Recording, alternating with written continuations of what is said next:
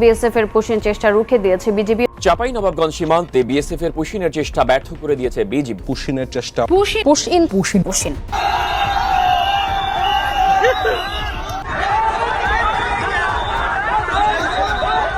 অবৈধভাবে কেউ সীমান্ত অতিক্রম করবেন না। সীমান্তের কাঁটা তার আজ কেবল লৌহ নির্মিত কোনো সীমানা নয়, এটি যেন বরং মানবিক অবমাননার এক জ্বলন্ত উপাখ্যান হয়ে উঠেছে।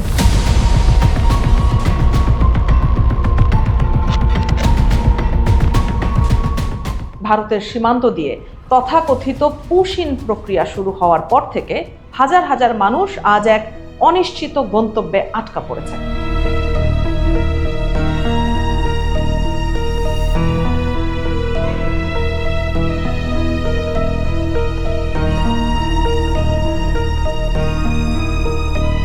তাদের চোখের ভাষায় আজ কোনো ভাষা নেই, আছে কেবল এক গভীর শূন্যতা। একদিকে ভারতের ভূখণ্ড, অন্যদিকে বাংলাদেশ। এই দুইয়ের মধ্যবর্তী শূন্য রেখায় দাঁড়িয়ে তারা বুঝতে পারছেন না তাদের প্রকৃত ঠিকানা আজ কোথায়। না ঘরকা না ঘাটকা, ঠিক এমন এক নিদারুণ বাস্তবতায় তাদের দিন কাটছে ডিটেনশন সেন্টারের অন্ধকার প্রকোষ্ঠে। এটি কোনো বিচ্ছিন্ন প্রশাসনিক ঘটনা নয়, এটি এক গভীর কূটনৈতিক ব্যর্থতার প্রতিচ্ছবি।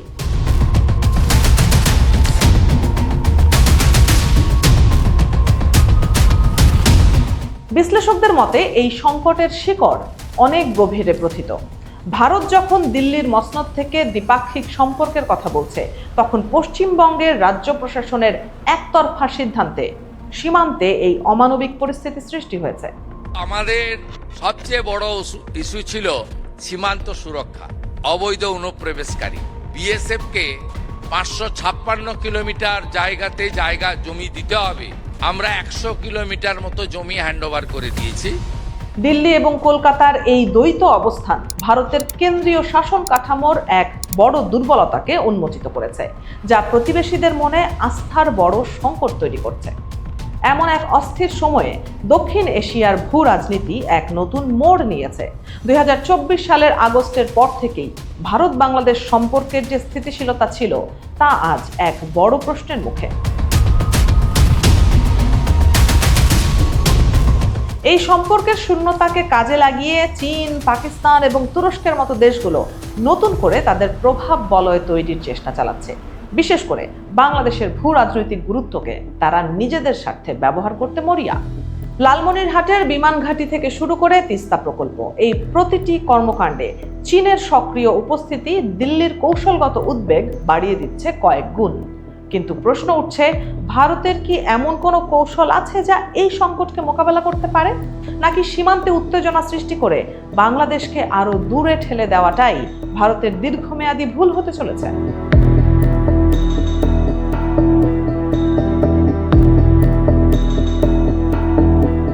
অর্থনৈতিক দৃষ্টিকোণ থেকেও এই উত্তেজনার প্রভাব সুদূর প্রসারী।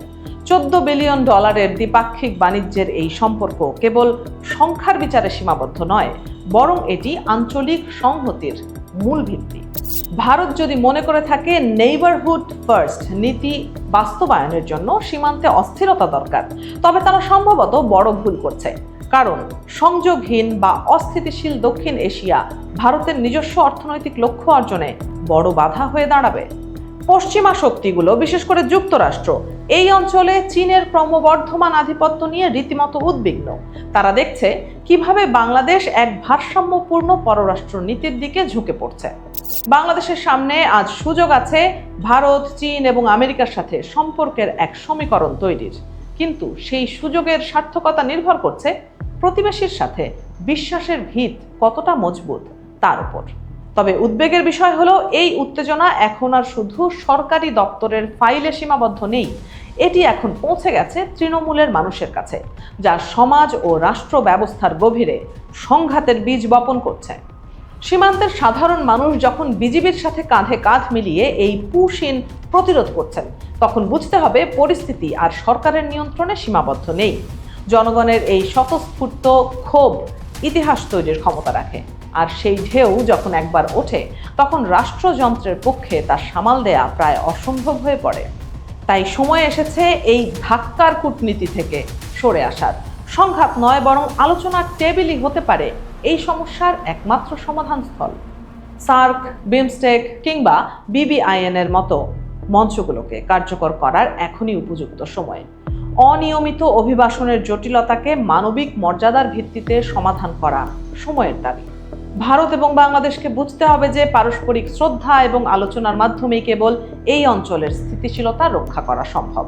অন্যথায় বাইরের শক্তিগুলো এই শূন্যতার সুযোগ নিতে এক মুহূর্ত দ্বিধা করবে না। ধাক্কা দিয়ে সীমান্ত পার করে প্রতিবেশী জয় করা যায় না।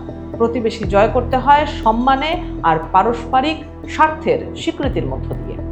দক্ষিণ এশিয়ার ভবিষ্যৎ কোন পথে তা নির্ভর করছে এই দুই প্রতিবেশী রাষ্ট্র আজ কি সিদ্ধান্ত নেয় তার উপর।